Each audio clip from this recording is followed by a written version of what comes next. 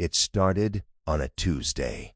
No one noticed when he met the man in the alley behind the diner. The stranger was quiet, polite, almost unremarkable. He said only 3 words, "I can help." At first he seemed like a good Samaritan, a hand for a lost wallet, a coin returned, a small favor, the kind that made people trust strangers without thinking. By midnight, he had escalated. The man, let's call him David, didn't realize it yet, but everything he had been longing for, every career goal, every desire, had just been offered on the table. A contract appeared, simple, clean handwriting, no legal jargon, no witnesses, no signatures required. The words burned in his mind. "I give you everything you desire. In return, you will give me something." David laughed, not nervously, not out of fear, out of relief, the kind that comes from believing the universe finally bent to your will. He signed without reading the fine print, and the night felt warmer, brighter, easier. The next morning, life had shifted. His luck, once mediocre, became extraordinary. Every door that was closed before opened. Every competitor faltered just enough. Every opportunity arrived at exactly the right time. Money, instant. Recognition, guaranteed. Love, not by chance, by design. He noticed little details. His old car, broken last week, started on the first turn. Emails he had forgotten to send arrived as if preempted. A stranger handed him the exact book he had been looking for, hours before he realized he needed it. Everything felt unnatural. Yet he told himself it was just luck, coincidence. And for months, David thrived. The contract remained a whisper in the back of his mind, something ignored, something he thought he had mastered. But the first warning came subtly. One morning, a shadow in the corner of his room, longer than a man should be, darker than a person could cast.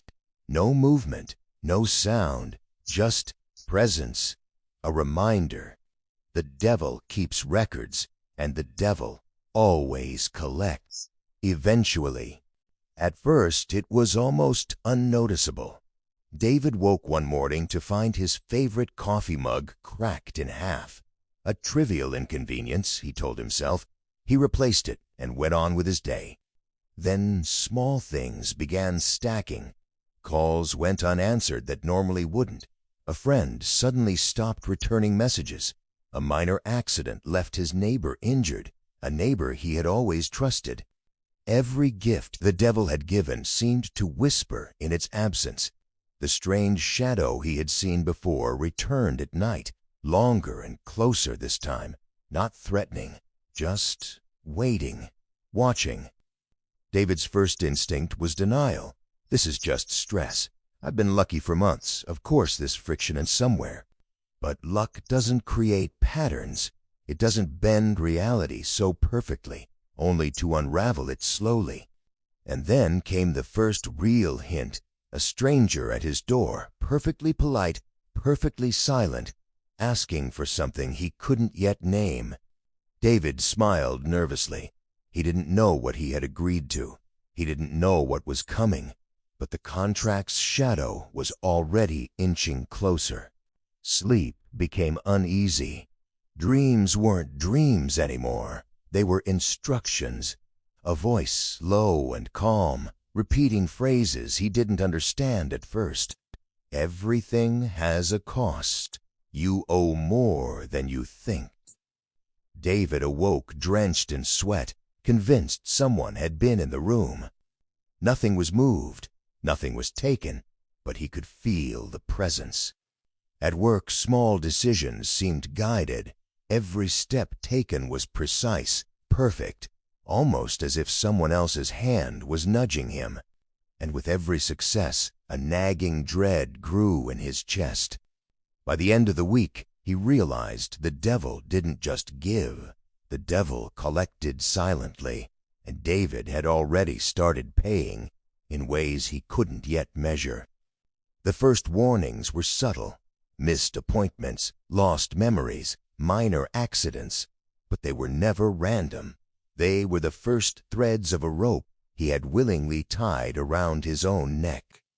David had always believed he controlled his life.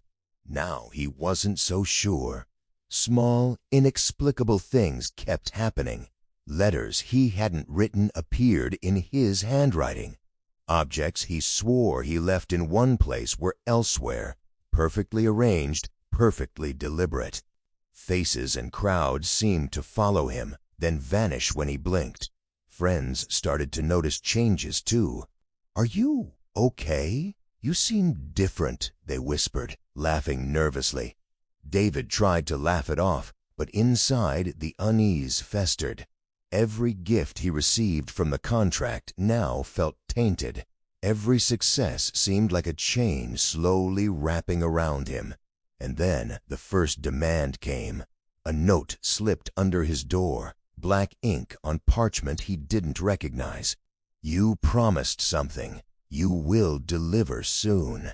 He couldn't recall what he had promised, but the words carried a weight he could feel in his bones. The devil wasn't asking politely anymore. He was reminding. The night arrived without warning. David awoke to the faint smell of sulfur in his room.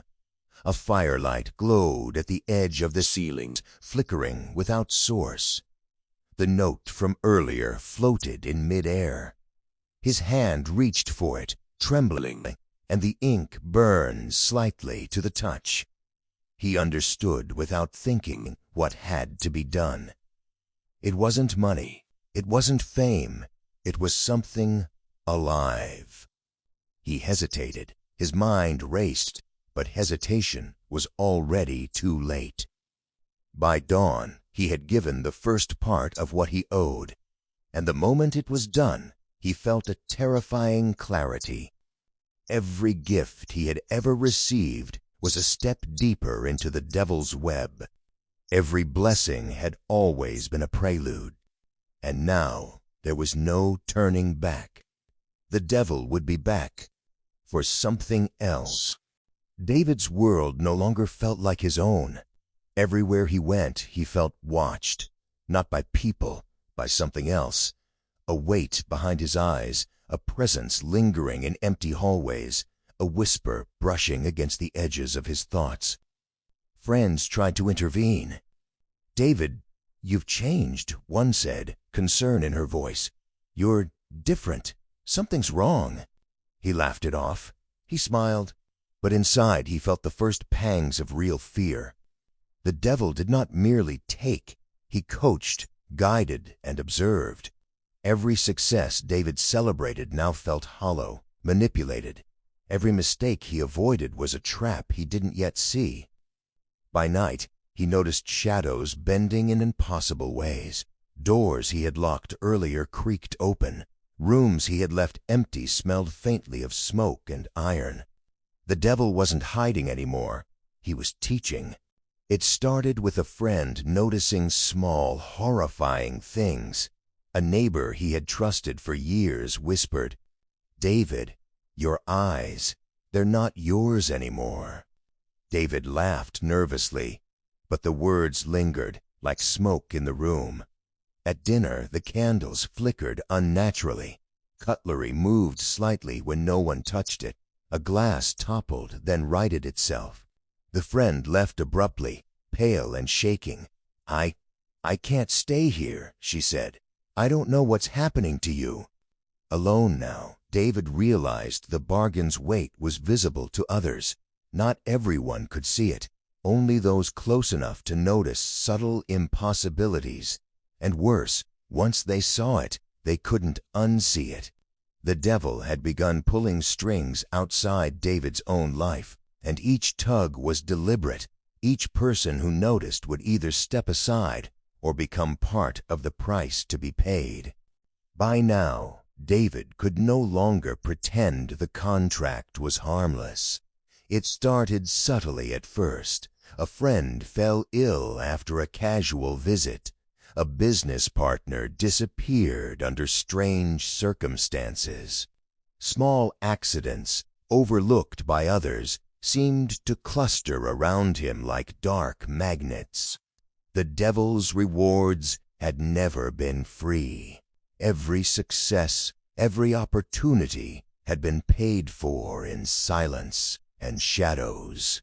One night he found a single playing card on his desk, the ace of spades. No message, no handwriting, but David felt its meaning, a warning, a tally of what was owed. He tried to escape, he tried to refuse, but the whispers followed him everywhere, reminding him, "I keep records, you agreed." The realization hit him like ice. Everything he had gained was a chain, not a gift, and the devil wasn't finished. David awoke to a nightmare that wasn't entirely a dream. In the darkness of his room, a figure stood waiting, tall, calm, eyes glowing faintly, not threatening, not angry, just patient. "Time to pay," it said. He had a choice, or so he thought. The first true moral test of the contract appeared.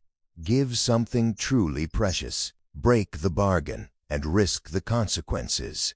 David hesitated. Memories of loved ones, years of labor and ambition, even his own safety, all of it weighed in the balance. He understood finally the nature of the devil's bargains. It wasn't just about exchange. It was about corruption, about forcing the person to willingly participate in their own undoing. By morning, the first irreversible act, it had been made. The devil collected, and David was left staring at a life he could no longer recognize. David woke to silence, but it was heavier than normal. Every room felt smaller. Every shadow lingered longer than it should. Even the walls seemed to lean in, observing him. He went to the mirror and almost didn't recognize himself. The man staring back was still David, but not entirely. There was something otherworldly in the calm, measured way he moved, the way his eyes held a quiet, unnerving patience. He realized that he was no longer just participating in the devil's bargain. He was bound to it. Every decision, every thought, every ambition had already been anticipated, manipulated, and catalogued. Attempts to ignore it were pointless. Attempts to undo it were futile. Even small acts of kindness felt like calculations.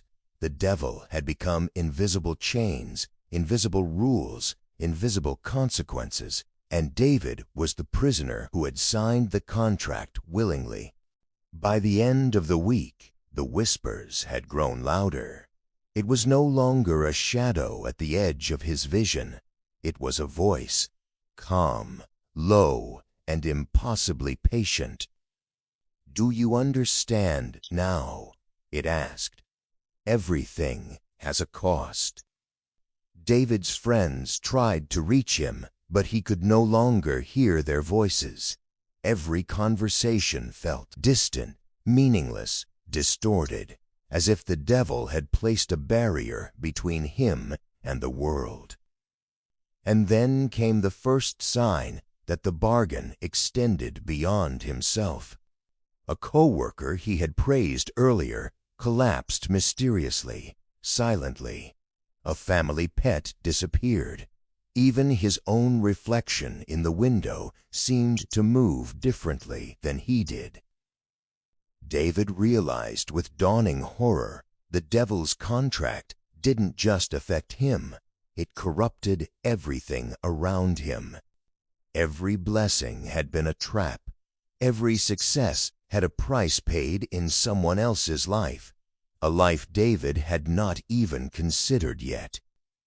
And the devil was patient, because patience is how bargains are won. By now, David could no longer pretend his life was normal. Neighbors whispered about strange noises at night, Friends avoided his calls. Colleagues gave him wary glances. He began noticing odd patterns. Bills he never received were mysteriously paid. Letters he had not sent arrived on time. People he had never met thanked him for favors he did not recall performing. Everything was connected, everything traced back to the bargain. But the true horror was seeing how others were affected. A co-worker, once vibrant, now seemed drained, almost hollow. A friend's child became sick with no explanation. The devil's gifts were not just a blessing. They were a chain stretching into the lives of everyone around him. David realized finally the truth. He had not just made a contract for himself. He had made one for everyone near him. The voice returned, stronger, clearer, impossible to ignore. "Do you see now?" it whispered. "This is why I collect. This is why you agreed." David tried to speak, to protest, to argue, but the words died in his throat. Something pressed against his mind, not physical, but undeniable. A presence stronger than his own will, patient, unstoppable. The devil did not appear in human form. He did not need to. His influence was everywhere, in the shadows, in the reflections, in the silence between heartbeats. David understood he could never undo the contract. Every action he took from now on would serve the bargain. Every success, every achievement would come at a cost, and the devil would be back to collect again. That night, David realized the game had only just begun. David awoke to find his home slightly altered. A chair moved. A window cracked just enough to let in a chill breeze. A faint, sulphurous smell lingered in the kitchen. He wasn't alone. The devil's presence was everywhere, not visible, not audible, but tangible. Every step David took, every choice he made, felt preordained. At work, he made decisions that seemed entirely his own, but each one carried a Suffolk cost. Projects succeeded, but a colleague mysteriously quit. Deals went perfectly, but a family lost something vital. Praise came to him, but fear and misfortune followed those nearby. David realized with growing dread that the devil's bargain was not a contract he could fulfill willingly. It was a game, a series of moves he didn't control, only reacted to, and the devil was always watching. The first time someone outside David noticed something, the consequences were immediate. A friend, curious about the strange events, asked questions that should never be asked. "David, something is happening. I feel it." That night, the friend disappeared. No note, no warning, only a faint smell of smoke and sulfur in the air. David knew the devil had delivered the first warning, not to him, to everyone who tried to interfere. He was trapped in a web of his own desires. Every blessing, every reward had left invisible threads leading to chaos. The devil's message was clear. No one could challenge the bargain. No one could interfere, and the collection would continue, slowly, patiently, without mercy. David could no longer ignore the consequences. Every decision he made now had a shadow trailing it, unseen but inescapable. Friends avoided him. Family recoiled in fear. Even strangers felt the invisible tension that seemed to hang around him like smoke. The devil's presence was no longer subtle.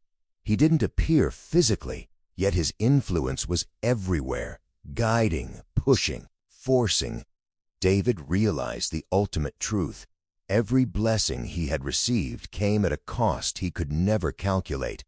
Every opportunity, every success had been a trap, and the devil was patient, willing to wait decades to claim what he was owed.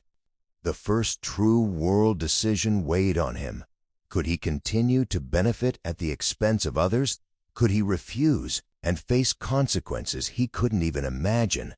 There was no choice that didn't hurt, and the devil was already watching which path he would take.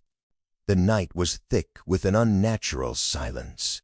David awoke to find shadows moving independently of any light source. The air smelled faintly of smoke and iron. And then he heard it, a voice, low, calm, and commanding. "It is time. Deliver what is owed." The devil did not need to show himself. His presence alone was suffocating, undeniable, and terrifying. David tried to hide, to resist, to bargain, but the rules were clear. The collection had begun. By morning, those closest to him had begun paying the first real price of his desires. A friend vanished, a neighbor's home burned inexplicably. Even small, everyday things twisted into subtle forms of terror. David now understood the cruelest truth of all. The devil's deals were never about what was given. They were about what would be taken, slowly, deliberately, without mercy. David could no longer pretend he had control.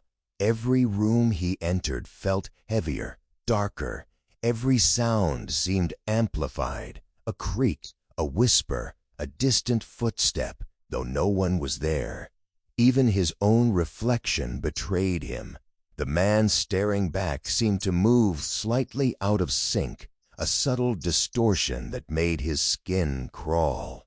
Friends had vanished, family avoided him, and neighbors whispered about strange lights and noises at his home.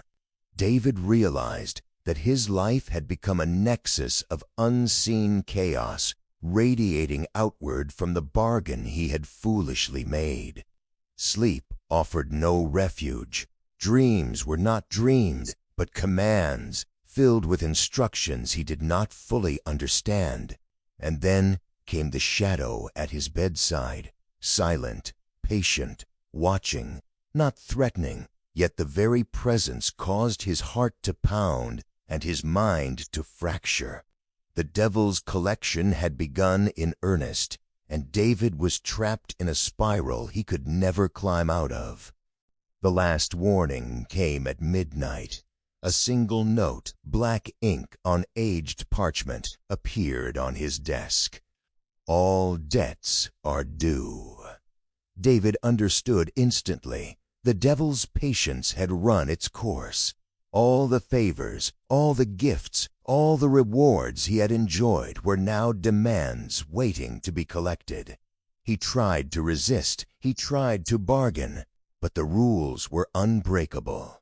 By dawn, the consequences began. Objects moved with a will of their own. The air carried a faint, unshakable scent of fire and brimstone. People who had once been close to him experienced inexplicable misfortune, and David realized the cruelest truth. The devil doesn't just take. The devil reshapes reality to ensure the price is always paid, fully and repeatedly. This time, the bargain would not end quietly. The collection was permanent, and the devil would return for something else.